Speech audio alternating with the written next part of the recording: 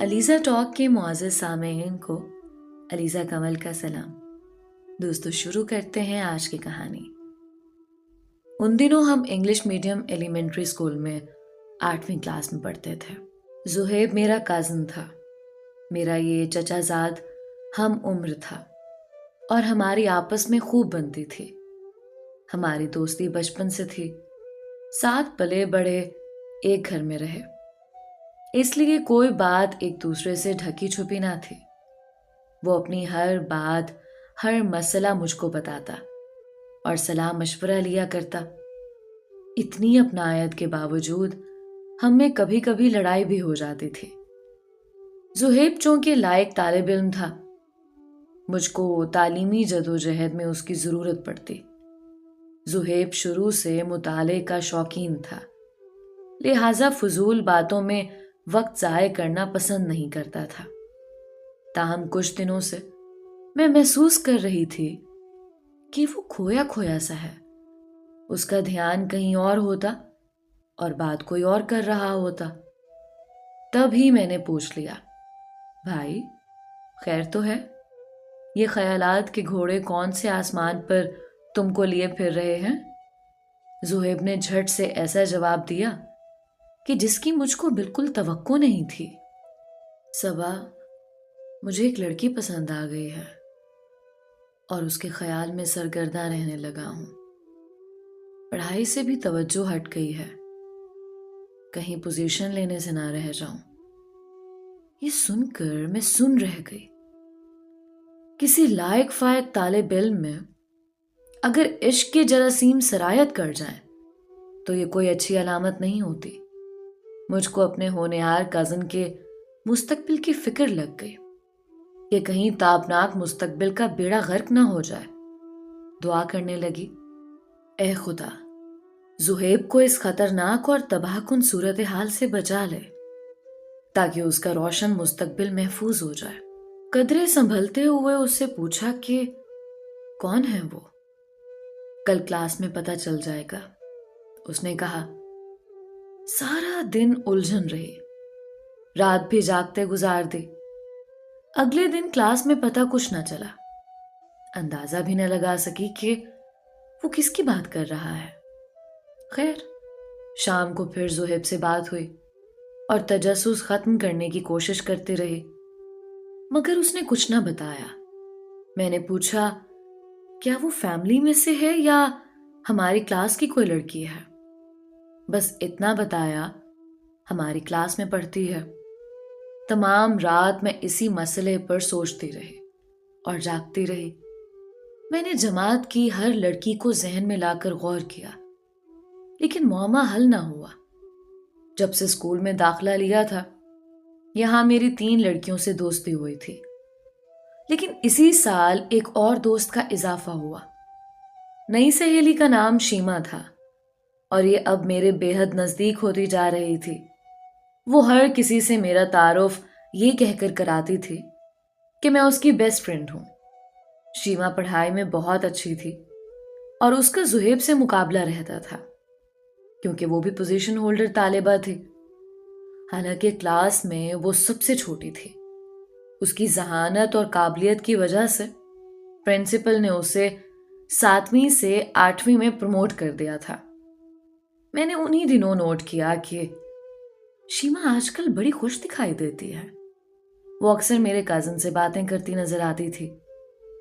ایک دن وہ اچھے موڈ میں تھی، باتوں باتوں میں اس نے بتا دیا کہ زہیب نے اسے وہی کہا ہے جو ہر فلم میں ہیرو ہیروئن سے کہتا ہے۔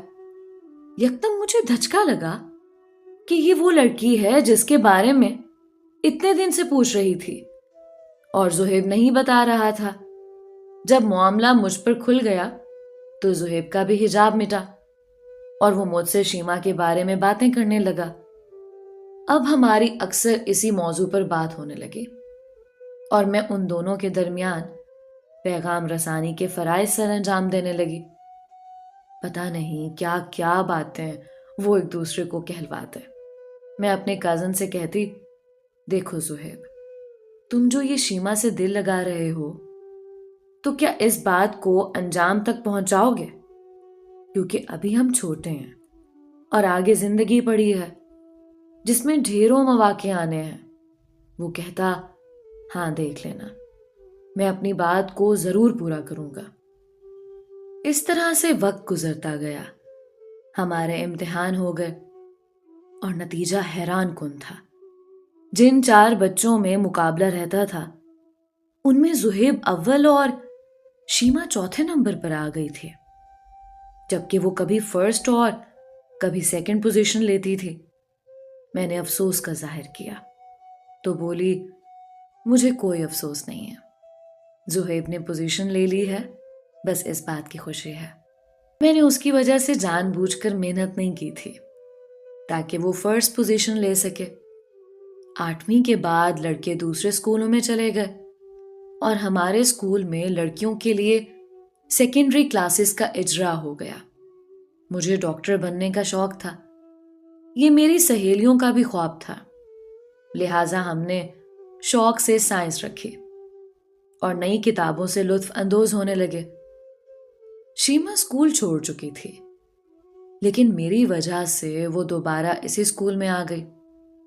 تاہم اب زہیب سے ملاقاتوں کے سلسلے بند ہو گئے تھے، البتہ ان کے درمیان خط و کتابت کے لیے میں ڈاکیے کے فرائض سر انجام دینے لگی۔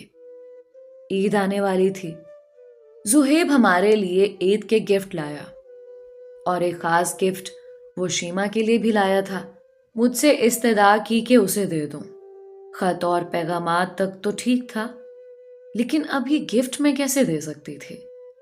کسی کو علم ہو جاتا تو اس کے گھر میں تماشا لگ جاتا۔ شیما کا فیملی بیک گراؤنڈ مضبوط نہیں تھا، بلکہ حالات تیزی سے تنزلی کی طرف جا رہے تھے، جبکہ وہ تحفہ قیمتی اور محبت کے جذبات کا عکاس تھا۔ اس لیے میں نے اسے شیما کو پہنچانے سے منع کر دیا۔ اس پر زہیب مجھ سے خفا ہو گیا اور میری اس کے ساتھ بول چال بند ہو گئی۔ کچھ دنوں بعد زہیب نے امی سے کہا کہ صبا کو روکیے، یہ شیما کے ساتھ دوستی چھوڑ دے کیونکہ وہ اچھی لڑکی نہیں ہے۔ یہی نہیں، اس نے شیما کے بارے میں اور بھی کئی الٹی سیدھی باتیں کہیں۔ مجھ کو اس کی یہ باتیں ناگوار ہوئیں۔ یہی نہیں، وہ اب تیزی سے بدل رہا تھا، لیکن میں نے اپنی دوست کو نہیں بتایا۔ وہ ہر وقت اس کا پوچھتی رہتی اور میں یہ کہہ کر اسے چپ کرا دیتی تھی کہ میں نے زہیب سے بولنا چھوڑ دیا ہے۔ زہیب کچھ دنوں بعد اپنے ماموں کے گھر رہنے چلا گیا اور مجھے بہانہ مل گیا۔ اب جب شیما اس کے بارے میں پوچھتی، میں کہہ دیتی کہ میں نہیں جانتی کہ وہ آج کل کیا کر رہا ہے۔ زہیب کی دوری نے شیما کو اور زیادہ پاگل بنا دیا۔ محبت کا جادو سر چڑھ کر بول رہا تھا۔ وہ جب ملتی زہیب کے بارے میں سوالات کرتی، فون کرتی تو اس کے بارے میں پوچھتی۔ اس صورتحال سے میں تنگ آ گئی۔ بالآخر میں نے یہ کہہ کر جان چھڑا لی کہ اگر تم کو مجھ سے دوستی رکھنی ہے تو رکھو، میرا اس سے کوئی تعلق نہیں ہے۔ وہ یہ شرط بھی مان گئی کیونکہ میں زہیب کی کزن تھی۔ اسی وجہ سے شیما میرا ہاتھ تھامے رکھنا چاہتی تھی۔ اسے مجھ سے باتیں کر کے تسکین ملتی تھی، لیکن اس کا پھول جیسا کھلا ہوا چہرہ مرجھاتا جا رہا تھا۔ لگتا تھا جیسے اسے کوئی روگ لگ چکا ہے۔ یہ ایسا روگ تھا جس کی دوا کسی طبیب کے پاس نہیں تھی۔ میٹرک کے امتحان ہونے لگے، سب نے خوب تیاری کی۔ زہیب نے اچھے نمبر حاصل کرنے کی خاطر جان لڑا دی، مگر شیما کا حال برا تھا۔ نتیجہ آیا تو وہ بمشکل پاس ہوئی تھی، جبکہ زہیب نے پوزیشن لی اور اس کا داخلہ لاہور کے بہترین کالج میں ہو گیا۔ شیما کا تعلیمی معیار ہی نہیں گرا، اس کی صحت بھی گرتی جا رہی تھی۔ بہرحال ہم نے بھی کالج میں داخلہ لے لیا۔ شیما کو ایک دوسرے کالج میں داخلہ ملا، کم نمبروں کی وجہ سے، مگر سال بعد اس نے کسی طرح دوبارہ ہمارے کالج میں تبادلہ کروا لیا۔ یوں میں اس سے 1 سال بعد ملی۔ شیما کو دیکھ کر میں حیران رہ گئی۔ اس کا رنگ سانولا ہو گیا تھا اور صحت کا بھی برا حال تھا۔ جیسے کوئی روگ اس کو اندر ہی اندر کھا رہا تھا۔ اب اس نے پڑھنا بالکل چھوڑ دیا تھا۔ اس کی نظر کمزور ہو گئی اور اس کو چشمہ لگ گیا۔ مستقل جاگتے رہنے سے اس کے سر میں درد رہنے لگا۔ میں نے اور میری دوستوں نے اس کو بہت سمجھایا کہ اپنا خیال رکھو، ورنہ تم صفائے ہستی سے مٹ جاؤ گی۔ زندگی یوں نہیں گزرتی۔ لیکن وہ تو کچھ سننے کو تیار نہ تھی۔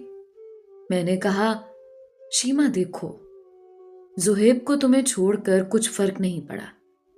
وہ تمہیں بھلا کر دوبارہ اپنی پڑھائی میں لگ گیا اور اپنا مستقبل شاندار بنا رہا ہے، اور تم ہو کہ ابھی تک اس کی یاد میں گھل رہی ہو۔ وہ محبت نہ تھی، سمجھ لو بچپن کی بھول تھی، ایک مذاق تھا، کیونکہ اس وقت ہم بہت کم سن اور نادان تھے، ہمیں عقل اور سمجھ نہ تھی۔ بچپن کے اس مذاق کو بھول جاؤ اور آگے بڑھو، اپنی پڑھائی پر توجہ دو۔ تمہارے گھر والوں کو تمہاری ضرورت ہے، لیکن اسے تو اس محبت کے سوا کچھ سجھائی ہی نہ دیتا تھا۔ وہ جب زہیب کا ذکر کرتی، بہکی بہکی باتیں کرنے لگتی۔ اس کے دل سے وہ گیا ہی نہ تھا۔ اس کے دل و دماغ پر ابھی تک اس کا قبضہ تھا۔ وقت گزرتا رہا، سال پلک جھپکتے گزر گیا، پرچے ہو گئے، نتیجہ آیا تو وہ سارے مضامین میں فیل تھی۔ اب وہ گھر بیٹھ گئی اور دوبارہ پیپرز دینے کی تیاری کرنے لگی۔ ہم لوگوں نے BA میں ایڈمیشن لے لیا، بس فون پر بات ہوتی، اور تب بھی اس کا وہی سوال ہوتا کہ وہ کیسا ہے۔ اسے بات ہوئی؟ میں نے اسے ایک دن فلاں جگہ دیکھا تھا۔ یہ درست تھا، کبھی وہ چھٹیوں میں آتا تو ہمارے گھر اور اس کے ننیال کے راستے میں شیما کا گھر پڑتا تھا۔ وہ دیکھ لیتی تو دن نوٹ کرتی۔ اسے تاریخیں اور وقت تک یاد ہوتا تھا کہ کب زہیب کہاں سے گزرا تھا، اور اس نے اپنے گھر کی کھڑکی سے اس کی ایک جھلک دیکھی تھی۔ شیما نے پڑھنا چھوڑ دیا تھا۔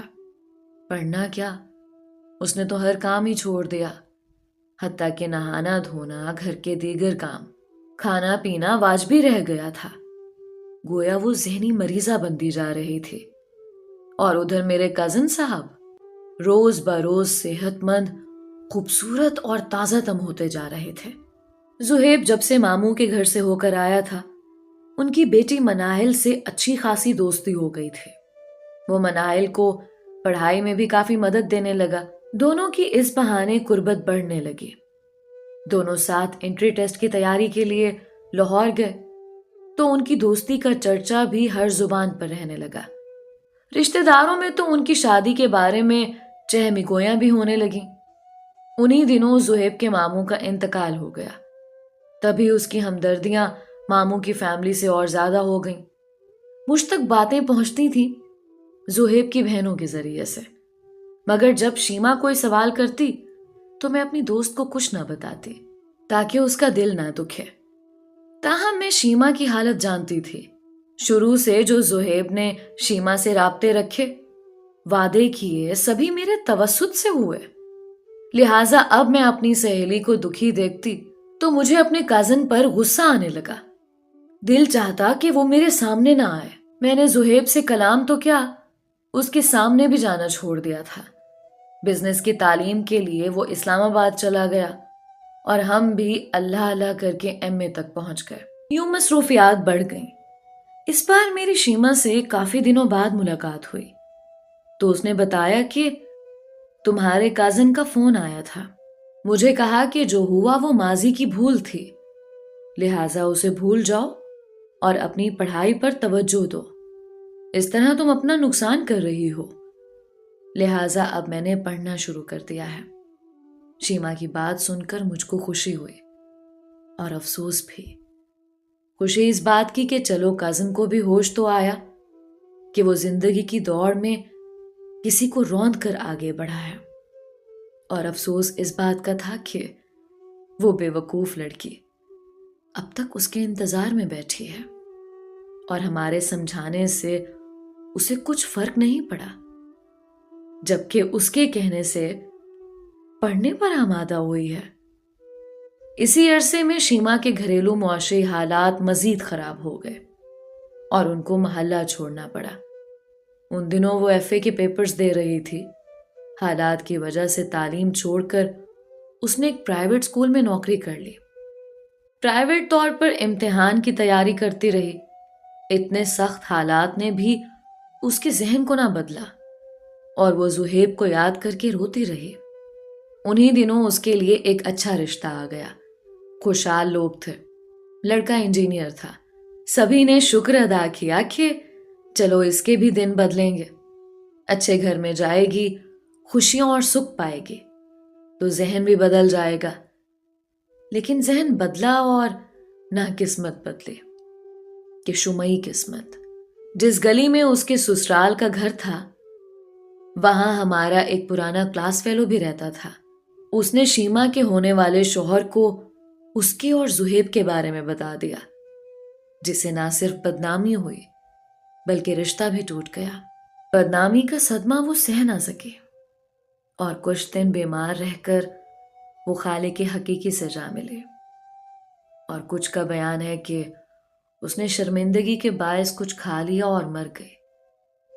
میں نے اس کی چھوٹی بہن کو بہت کریدا مگر اس نے موت کا کوئی سبب نہ بتایا۔ البتہ وہ روتی تھی اور کہتی تھی کہ میری بہن کو دراصل زہیب کی محبت اور بے وفائی کا صدمہ لے ڈوبا۔ جب میں نے زہیب کو بتایا کہ شیما وفات پا گئی تو افسردہ ہونے کی بجائے وہ سنگ دل مسکرایا، بولا چلو اچھا ہے، کم کم جہاں پاک۔ مجھے اس سے کبھی محبت نہ تھی۔ میں اس کو راستے سے ہٹانا چاہتا تھا کہ کلاس میں میری پوزیشن اول رہے اور میرا کوئی مقابلہ کرنے والا نہ ہو۔ واہ کیا بات ہے، اپنے مطلب کے لیے کسی سے اتنا بڑا مذاق کر دیا۔ وہ لڑکی اتنی لائق اور ذہین تھی کہ میرٹ کی بنیاد پر بھی میڈیکل میں جا سکتی تھی، اور آج وہ منو مٹی تلے جا سوئی ہے ایک ذرا سی نادانی کی وجہ سے۔ افسوس ہمارے معاشرے کا المیہ یہ ہے کہ والدین کے پاس بچوں کے لیے وقت نہیں کہ دیکھیں ہمارے بچے قیمتی وقت کہاں اور کیسے گزارتے ہیں۔ ان کو اتنی فرصت نہیں کہ وہ ان کے مسائل سن سکیں، ان کے رویوں میں تیزی سے تبدیلی کو محسوس کر سکیں۔ والدین کو چاہیے کہ وہ بچوں پر پابندی لگا دیں کہ وہ عشق و محبت پر مبنی ڈرامے، فلمیں نہ دیکھیں۔ آج لوگ روزگار کے حصول میں اس قدر الجھے ہوئے ہیں کہ اپنے بچوں کی تعلیم و تربیت پر توجہ نہیں دیتے۔ اب تعلیم اسکول والوں کے حصے میں اور تربیت میڈیا کے ذمہ رہ گئی ہے۔ خدا جانے ہر سال کتنے بچے اپنی تعلیمی زندگی کے قیمتی سال ان غیر ضروری سرگرمیوں میں گزار دیتے ہیں۔ خاص طور پر لڑکیوں کو جو نقصان ہوتا ہے اس کی تلافی کون کر سکتا ہے؟ کیا اس طرح کی سوچ والی لڑکیاں مستقبل میں اپنی ذمہ داریوں کو صحیح طرح نبھا سکتی ہیں؟ آج موبائل فون اور انٹرنیٹ پر چیٹنگ کی وبا سے یہ بچے جو قوم کا مستقبل ہیں بربادی کے دہانے پر کھڑے ہیں۔ دوستو، یہ تھی آج کی کہانی۔ امید کرتی ہوں آپ کو ضرور پسند آئی ہوگی۔ اپنی رائے کا اظہار کامنٹس میں ضرور کیا کریں۔ ملتے ہیں ایک نئی کہانی کے ساتھ، تب تک کے لیے علیزہ کمل کو اجازت دیجیے۔ اللہ نگہبان۔